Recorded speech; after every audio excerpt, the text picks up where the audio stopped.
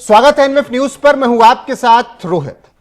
असम में विधानसभा चुनाव संपन्न हुए। बीजेपी एक बार फिर से सत्ता में आ चुकी है। सनातन धर्म में पूजनीय और ग्रामीण अर्थव्यवस्था का है जो आधार, उस गोवंश के संरक्षण के लिए निरंतर काम कर रही योगी सरकार इसीलिए गोवंश संरक्षण को अपनी शासन नीति का प्रमुख हिस्सा बनाया और रिकॉर्ड 2100 करोड़ का बजट जारी किया। तो वहीं गोकशी के खिलाफ उत्तर प्रदेश गोवध निवारण अधिनियम 2020 जैसा सख्त कानून है, जिसके तहत गोकशी करने पर 3 से 10 साल की जेल और 3 से 5 लाख तक जुर्माने का प्रावधान है। मवेशियों से क्रूरता करने पर 1 से 7 साल जेल और 1 से 3 लाख तक जुर्माने का प्रावधान है। गौ तस्करों के वाहन जब्त किए जाते हैं। आरोपियों के पोस्टर सार्वजनिक स्थलों पर लगाए जाते हैं। करीब 36,000 आरोपी गिरफ्तार किए गए। 83 करोड़ से ज्यादा अवैध संपत्ति जब्त की गई। इसके साथ ही बेसहारा गोवंश के लिए गोआश्रय का विशाल नेटवर्क भी तैयार किया गया है। यूपी में इस वक्त 7,500 से ज्यादा गोआश्रय केंद्र हैं, जिनमें 16 लाख से ज्यादा गोवंश रखे गए हैं। सुरक्षा के लिए सभी गोआश्रय स्थलों में हाईटेक सीसीटीवी कैमरे भी लगाए गए हैं। गोआश्रय में चारा बैंक बनाए गए हैं, जिससे गोवंश के लिए चारे की कोई कमी न हो। इतना ही नहीं, बेसहारा गोवंशों के लिए मुख्यमंत्री निराश्रित गोवंश सहभागिता योजना भी चलाई जा रही है, जिसके तहत गोआश्रय केंद्र से गोवंश ले जाकर देखभाल कर सकते हैं, जिसके लिए सरकार 1500 रुपए महीना सीधे लाभार्थी के खाते में देती है। और अब तक 1 लाख से ज्यादा लाभार्थियों को 1,83,000 से ज्यादा गोवंश सौंपे गए। कुछ इस तरह यूपी में हो रहा गौ संरक्षण कार्य, क्योंकि सुरक्षित गोवंश समृद्ध उत्तर प्रदेश, यही है योगी सरकार का संकल्प। और सत्ता में आने के साथ ही हिमंत बिस्वा शर्मा ने, गृह मंत्री अमित शाह ने जो वादे किए थे उसे पूरा करने की शुरुआत भी हो चुकी है। जी हां, असम में यूसीसी का बिल विधानसभा में पेश कर दिया गया। उत्तराखंड और गुजरात के बाद तीसरा राज्य असम होगा जहां पर यूसीसी लागू होगा। अब क्या चर्चा हुई, क्या विरोध हुआ, पंकज जी ये बताएगा। दूसरा ऐसा राज्य है जहां पे यूसीसी टेबल कर दिया गया है। टेबल करने का मतलब अभी विधानसभा में पेश किया गया है, पास भी हो ही जाएगा कल तक। और प्रावधान लगभग वही हैं जो कि उत्तराखंड वाले के थे। जैसे पॉलीगैमी नहीं कर सकते, मतलब एक पत्नी के रहते आप और पत्नियां नहीं रख सकते। चाइल्ड मैरिज नहीं कर सकते। बच्चियों को पिता की प्रॉपर्टी में वही अधिकार होगा जो बच्चों को होगा। आप हलाला, इद्दत ये सब नहीं कर सकते। तो ये सारे age of puberty will not be age of marriage, बल्कि एज ऑफ मैरिज के लिए 18 साल होना कम से कम जरूरी है। तो ये और भी बहुत सारे प्रावधान हैं उसमें, लेकिन मोटा मोटी यही है, चाइल्ड मैरिज नहीं कर सकते हैं। तो ये सब मैं आज इसलिए कह रहा हूं कि हालात बदलने लगे हैं, देश के जज्बात बदलने लगे। पहले उत्तराखंड हुआ, असम हुआ, अगले चंद महीनों में आप बंगाल में देखिएगा, त्रिपुरा देखिएगा, गुजरात देखिएगा। तो एक एक करके राज्य दर राज्य यूसीसी लागू हो रहा है। और एक और महत्वपूर्ण बात, ये जो भ्रम फैला रहे थे जो विपक्ष के लोग कि यूसीसी आ जाएगा तो आदिवासियों का क्या होगा, तो इसको लेके अमित शाह जी ने कल सबसे बड़ा आदिवासी समागम सम्मेलन हुआ है दिल्ली में। और उस दिल्ली के लाल किले मैदान पर उस सम्मेलन में गृह मंत्री ने क्या ऐलान किया, मुझे लगता है एक बार सुना देना चाहिए, ताकि बहुत सारे लोगों का बहुत सारा कंफ्यूजन दूर हो जाएगा।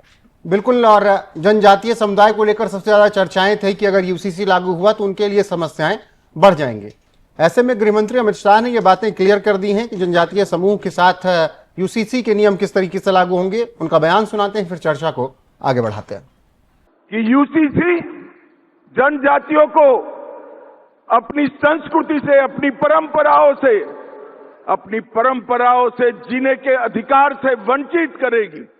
मैं आज इस मंच से नरेंद्र मोदी सरकार के गृह मंत्री के नाते स्पष्ट कर देना चाहता हूं, यूसीसी की कोई पाबंदी वनवासी जगत पर, वनवासी व्यक्ति पर लगने वाली नहीं।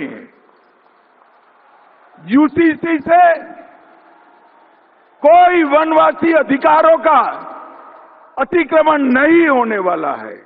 2 राज्यों में जहां भारतीय जनता पार्टी की सरकारें हैं, हमने यूसीसी को लागू किया है। गुजरात और उत्तराखंड, और स्पेशल प्रावधान कर यूसीसी से सारे जनजातियों को बाहर रखने का काम नरेंद्र मोदी सरकार ने किया है। नरेंद्र मोदी सरकार ये जो भेद पैदा कर रहे हैं, मैं उनको बताना चाहता हूं, यूसीसी से हमारे कोई वनवासी भाई, कोई जनजाति का परंपराओं के साथ खिलवाड़ नहीं होने वाला है। और ये संदेश लेकर आप गांव-गांव में जाइए, आपके अंचलों में जाइए, पहाड़ों पर जाइए, वन में जाइए और सभी जनजाति समाज को जागरूक करिए कि हम यूसीसी से डरने की जरूरत नहीं है।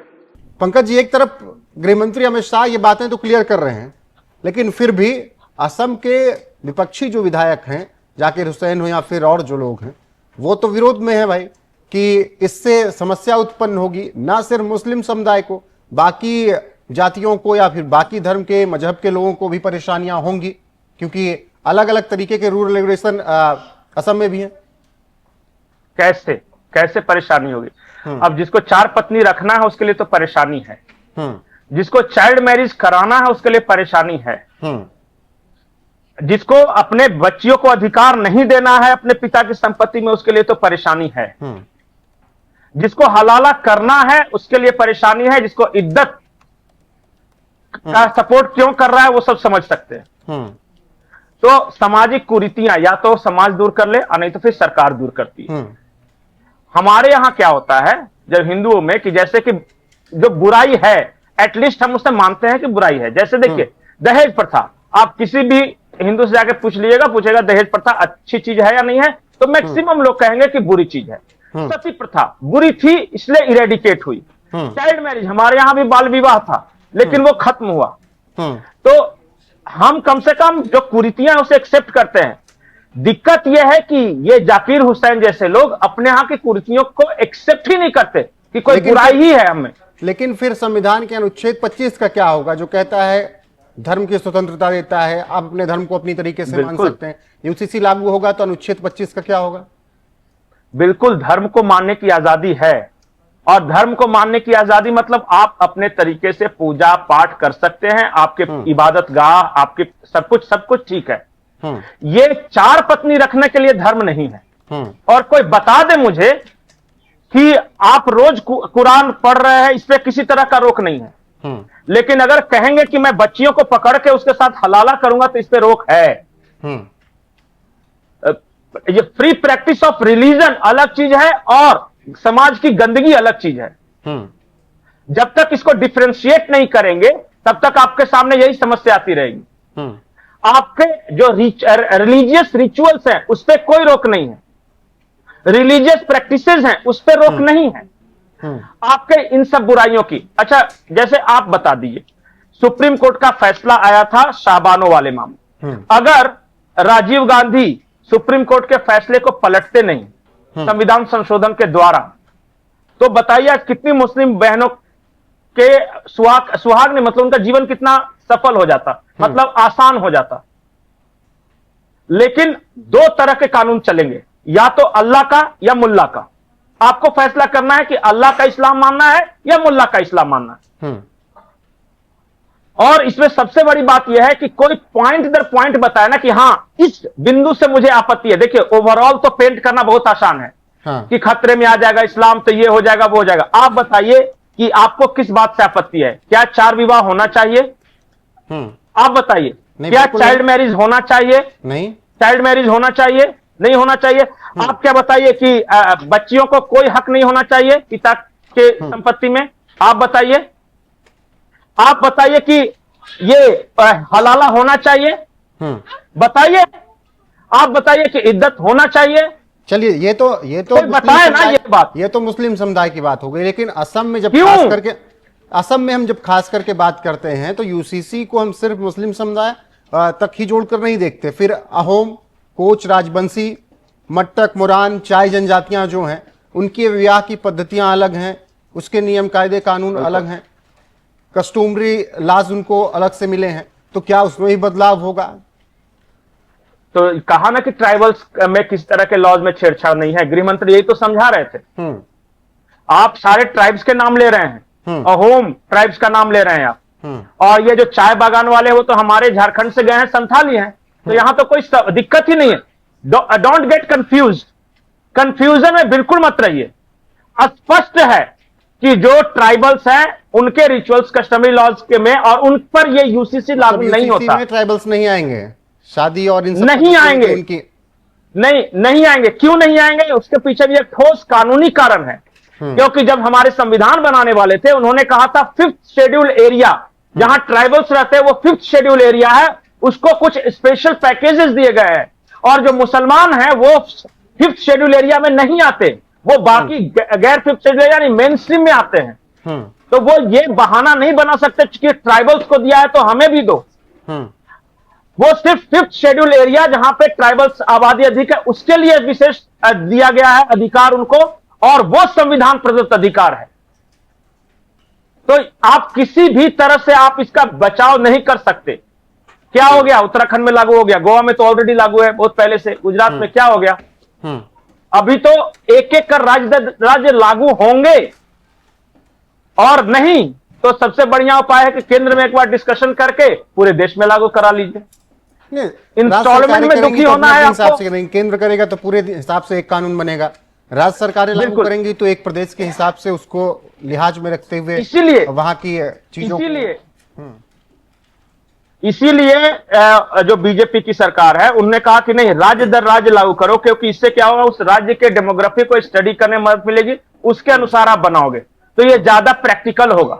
और होंगे, अभी तो देखिए, अभी तो 4 राज्य में लागू हुए हैं ना, गोवा, गुजरात, उत्तराखंड और असम। असम में टेबल हुआ है। अगले हाँ, वो टेबल मतलब कल तक पास ही हो जाएगा। वो अगले देखिएगा 1 साल के अंदर और 4-5 राज्य आपको मिलेंगे, और कम से कम जहां बीजेपी के बहुमत है उन राज्यों में तो लागू होगा ही होगा। आपको मध्य प्रदेश में लागू होगा, राजस्थान में लागू होगा, बंगाल, त्रिपुरा, मैंने तो कहा ये सब, अभी देखते जाइए। बिल्कुल पंकज जी, फिलहाल असम विधानसभा में टेबल कर दिया गया और इतना बड़ा बहुमत है कि पास हो ही जाना है, और इसी सत्र में पास होगा, यानी यूसीसी असम में भी लागू हो जाएगा। और क्या कुछ बदलेगा, क्या कुछ नहीं बदलेगा, जो कंफ्यूजन था ट्राइबल्स को लेकर, उसको गृह मंत्री अमित शाह ने किस तरीके से दूर कर दिया, वो सब हमने आपको यहां पर बता दिया। बाकी आखिरी बिंदु, यूसीसी में अमित शाह जी ने यह भी कहा है कि एक बार यूसीसी लागू हो गया तो रिलीजियस कन्वर्जन मुश्किल हो जाएगा। और उन्होंने कहा कि जो फोर्स कन्वर्जन, रिलीजियस मतलब स्वतः ही अगर आप कोई धर्म अपनाते हैं इच्छा से, तो उस पर रोक नहीं है, लेकिन अगर पता चल गया कि किसी को जबरदस्ती किसी धर्म में शामिल कराया गया है तो उनकी तो शामत आने वाली है। बिल्कुल, और बहुत खराब स्थिति होने वाली है। बिल्कुल। फिलहाल असम सरकार के इस फैसले पर आपकी राय क्या है, कमेंट सेक्शन में जरूर बताइएगा। बने रहेगा हमारे साथ लगातार देश और दुनिया की हर एक अपडेट के लिए। अभी के लिए बस इतना ही, नमस्कार।